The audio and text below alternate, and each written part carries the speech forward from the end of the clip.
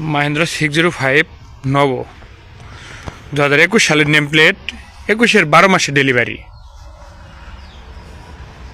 শুধুমাত্র ট্রলিতে ব্যবহার করা। এই তো সামনের চাকা দেখতে পাচ্ছেন, এই পর্যন্ত, পিছনের টায়ার এই পর্যন্ত, শুধুমাত্র ট্রলিতে ব্যবহার করা। এখন পর্যন্ত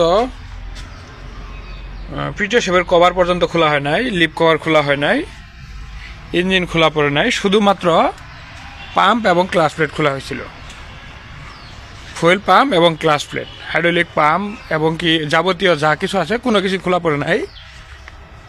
ইঞ্জিন বলেন, গিয়ারবক্স বলেন, হাইড্রোলিক পাম্প বলেন, A to Z, গাড়ি ফ্রেশ করা হয় নাই আর কি। আর এতে যা দেখতে পাচ্ছেন মাঠঘাট, এগুলো ফ্রেশ করা হয় নাই।